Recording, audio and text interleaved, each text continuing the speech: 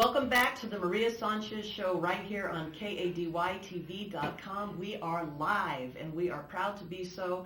We are live Monday through Friday from 4 to 5 o'clock right here, and then as soon as we finish the program, then we put it to archives so that you can watch it at your leisure. You can fast forward to the things that you're not as interested in, and then you can replay it or you can send it. And we have links to our guests and everything. We're a compendium of information for the county. So with that in mind, we have in studio Ventura County Fire Chief Bob Roper. Bob, thank you for visiting with us. Good afternoon. Thank you, and good afternoon to you.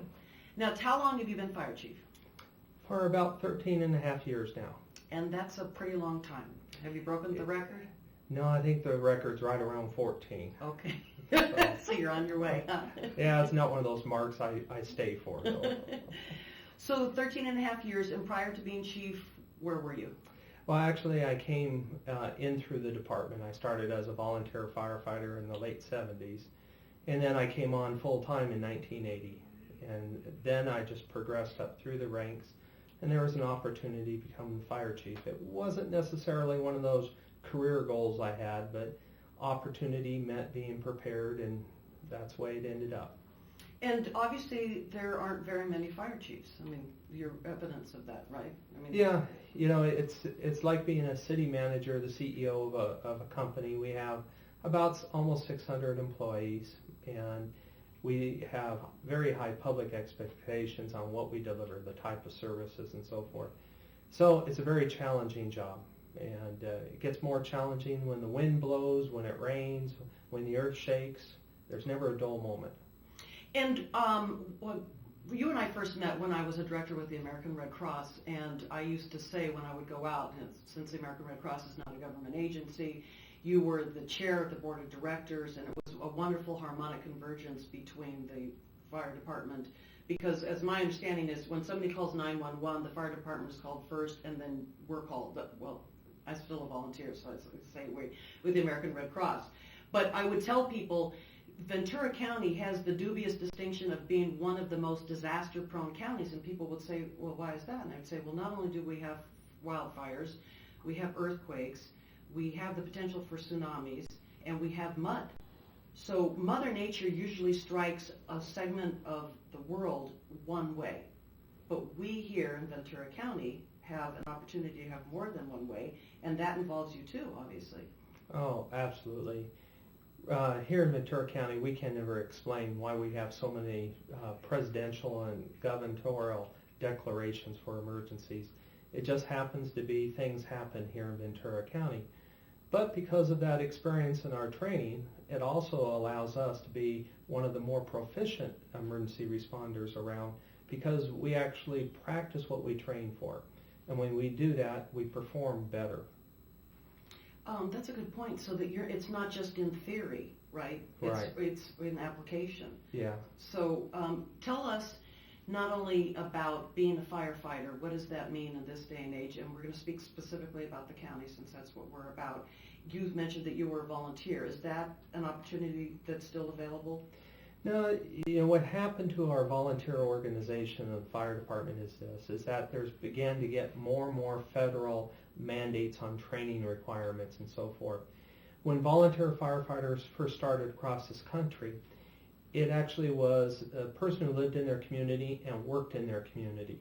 Now, go into any community and find out how many people actually work in the same community they reside in. Right. And so what's happening across the country is the number of volunteer firefighters, it's becoming more of a challenge to keep that operation afloat, because people aren't there during the day. So who's your labor force? And so over a period of time, we've evolved away from the volunteer firefighter organization to a fully paid organization where we can meet all the liabilities and the training requirements and so forth that's mandated on us by the federal government and the state to perform our job. Now, you're the fire chief of the Ventura County Fire Department, which is different than city fire departments, correct? Correct. So can you give folks an idea of what that means? Okay. County versus city? And is there overlap, or you guys? Well, here in Ventura County, we have an excellent relationship with all the fire departments. There's basically Oxnard, Ventura, Santa Paula, and Fillmore, and the federal fire department on the Navy base all have their own fire departments. With that, we have a great working relationship in that we actually agree to send the closest resource regardless of where the jurisdiction lines are in a city. Really? Yeah. So for the county fire department, and you say a city fire department, it's never us versus them. We're after the same goal because we believe the public has no idea what color fire truck or what firefighter is wearing which badge, what jurisdiction. All they want is somebody to be there during their time of need. So in Ventura County, we have, for the fire district, we're responsible for all of the unincorporated areas of Ventura County, which involves the structure protection for the homes in Lockwood Valley and so forth within the National Forest, as well as all the unincorporated areas of the county. And then we also are the fire department for the 6 cities in the county. So Ojai, Port Hueneme, Camarillo, Moore Park, Simi Valley, and Thousand Oaks, we are their fire departments. When those cities decided to become a city incorporated, most of them did, other than Ojai and Hueneme did in the early 1900s. The other cities incorporated in the 60s, and they made a conscious decision just to stay. The fire district was already there. They said, well, we'll just, instead of starting our own, we'll stay with the fire district. And so it's really worked out well for us to provide regional fire delivery of services across the county. And like I said, the public ends up with the best level of service this way. That way they don't care that even though this fire station may be closer, it's not the right jurisdiction. In Ventura County, it doesn't matter. It's impressing me. So it's the ability to respond that's the issue, not the city-county issue. Correct. So, it sounds brilliant. How often is that implemented? Oh, daily, really on a daily basis. And then we also found out within the Red Cross is recently we found that firefighters, especially dealing with earthquakes, there's not enough of us when a major disaster happens. So that's why we've been after and we've been training CERT volunteers in the community. CERT stands for Community Emergency Response Training. And these are people like yourself and anybody else in the community who wants to have that little added training on what to do if an earthquake or an emergency happens. Because there's not enough to be of us at every house as firefighters go. So we've now brought in the Red Cross, we brought in the CERT, we're bringing in the emergency amateur radio operators and so forth to try to make a much larger disaster workforce if the big quake that they keep talking about happens.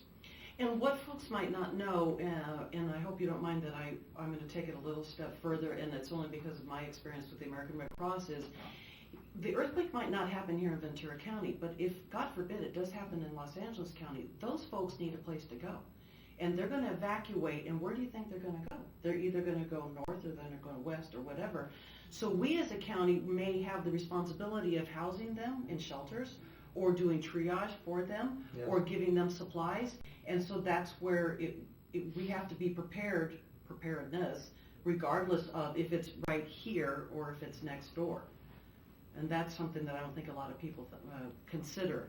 Yeah, one of the major planning efforts going on in the county now, dealing with terrorism issues as well as the earthquakes, is what happens to the LA basin when you have 7 million people need to get out of the area.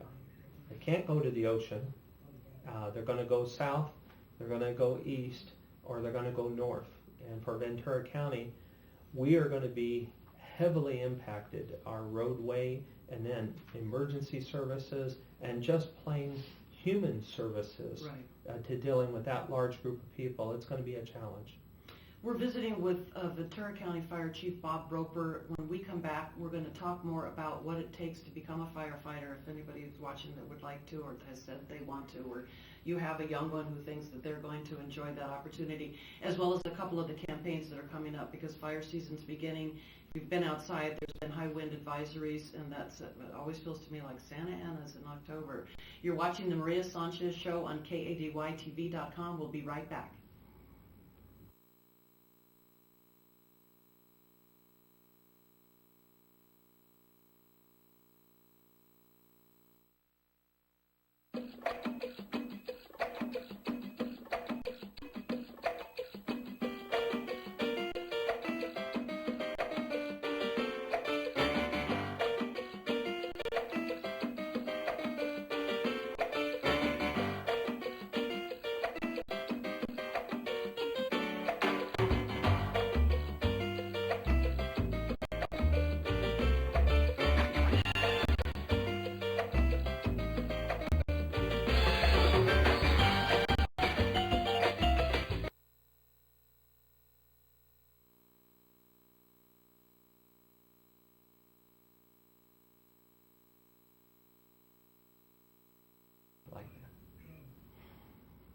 Welcome back to the Maria Sanchez Show, live Monday through Friday from 4 to 5 o'clock right here on KADYTV.com. We actually should have some champagne in studio.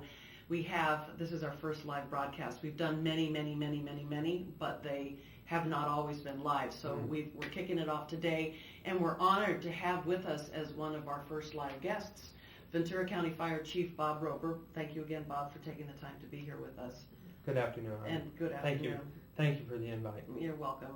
And we mentioned before the segment that we were going to speak a little bit about what are the requirements to become a firefighter for the County of Ventura.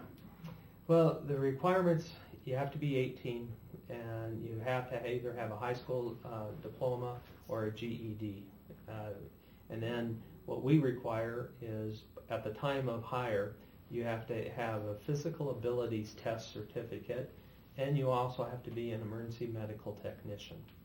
Oh. And then you have to go through a whole lot of testing in the process and against some very qualified people to get a very few number of spots. And those spots become available, I guess, based on retirement and Yes. injury, or? Mainly retirements Okay. right now. So somebody who has to become an EMT or emergency medical technician, that's schooling that they take upon themselves. Right. They do that at the local community colleges, is usually the best source for that to be done. Okay. And it's offered quite a few times a year here in Ventura County. Now, I've heard of students going to school and studying fire science and getting their bachelor's degree in that. Does that give you an added advantage at all?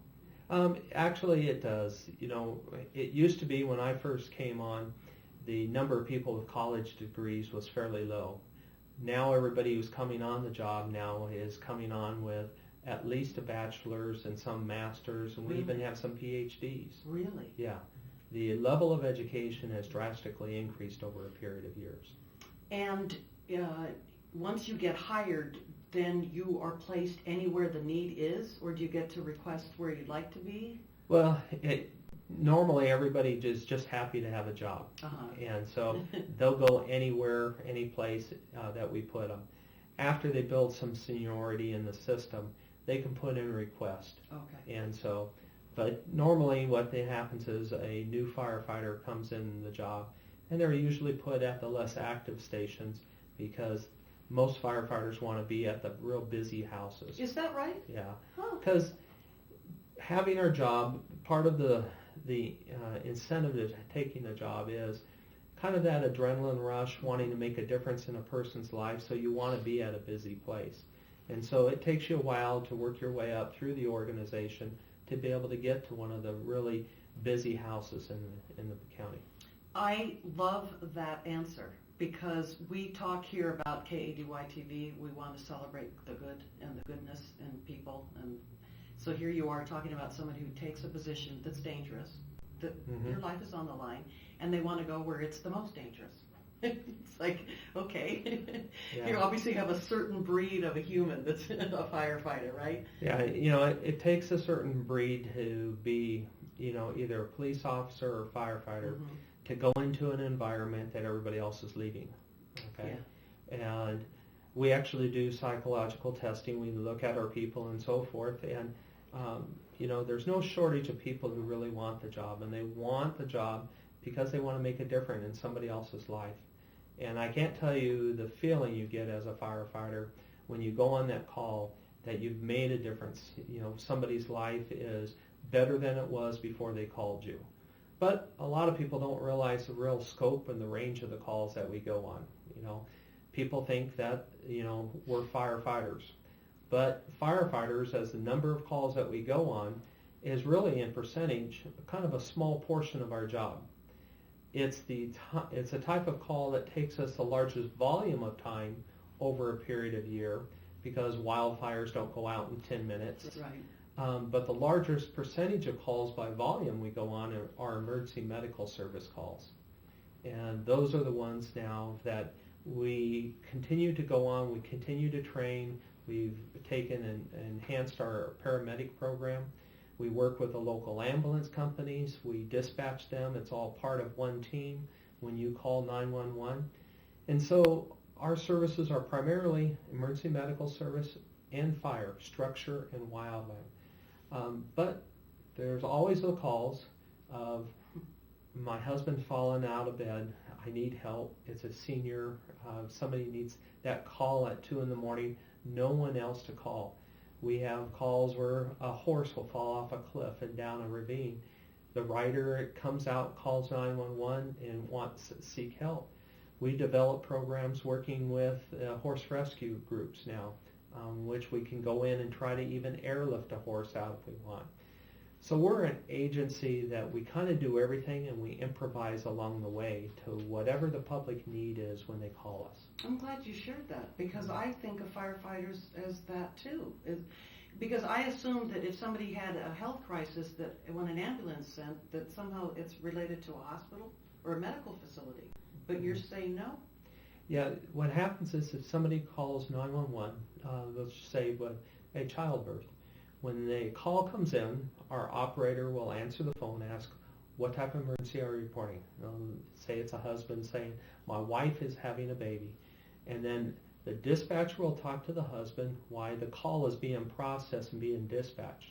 The dispatch will actually give directions to the husband on how to deliver the baby, if it's present. Same thing is if somebody's choking, the dispatcher will give actually directions on how to relieve the choking, how to start CPR and so forth. And I can't tell you the number of times that we give out special pins to our dispatchers who have saved a life by giving CPR pre-arrival instructions, or they've helped. We have little stork pins we give the dispatchers if they help deliver a baby. And all of this is done over the telephone to somebody who needs help now. They don't know who else to call. They call 911 and the system works great. And are the dispatchers employed by the fire department? Yes. Wow. Yeah. So if somebody wants to be a dispatcher, they would go through the fire department? Yeah, they would just look at our website or the County of Ventura's personnel website and find out what jobs are open. And we list those all the time, and people can look at the qualifications, see what it pays and so forth, and they can apply, take the test, and then they're maintained on the list, and as openings come open, then there's vacancies. Now, is there a senior age that isn't accepted? No? So it's No. all about ability? Yeah, all we have is a minimum age by law now of 18 years old. We have no maximum age. We have no other criteria. Dispatchers are not what we call a safety member, so there's no physical abilities testing. Right. But you have to type so many words a minute, and you have to be able to work the computer and so forth. There's proficiency that's required. And obviously they need to learn CPR and giving birth. Yeah. Having done it 4 times, I don't know that I could give anybody guidance other than, hold on! We actually had a couple of cases where the dispatchers, our dispatch center is on the Camera Airport. The dispatchers took the call and they realized it was in the building next door to the dispatch center. The dispatcher left and took the automatic defibrillator with them, went next door to the building and performed CPR and worked on the patient till the firefighters and ambulance got there. Service doesn't get any better than that. That's a beautiful story. Yeah. And do you have, aside from the pins, do you have like a luncheon that honors heroes, if you will? Annually in either January or February, we have our annual firefighter awards. And during that time, we recognize our employees from the different regional areas of the fire department and from the different functions like dispatchers and so forth. And then we also recognize civilians in the community or other law enforcement or other firefighters who we've gone on a call, and almost every year we recognize a law enforcement officer who may have pulled somebody out of a burning car, that type of thing, and we award them for that. We need to know about that so that we can help promote the folks that you so designate, because we'd like to be a partner in that regard. Yeah. Because you fit right into our mission statement. Yeah, it's a great opportunity for the public really to see the real story behind. A lot of time at the awards we'll bring in somebody from the community whose actually life was saved, and they get to meet the responder. Wow. So it's a very heartfelt moment. Awesome. Well, thank you for your time and for everything you do. And now you know that you've got a place here that you want to get the word out or share news that you can come to the program. Okay. And we have been visiting with Ventura County Fire Chief Bob Roper, and if you have any more information, We'll post all the contact information on our website. You're watching the Maria Sanchez Show on KADYTV.com. We are live. When we come back, we're going to give you a little snippet about what's next, and it was about an event that we attended on Friday night, which was the VIP party for Happy Days. We'll be right back.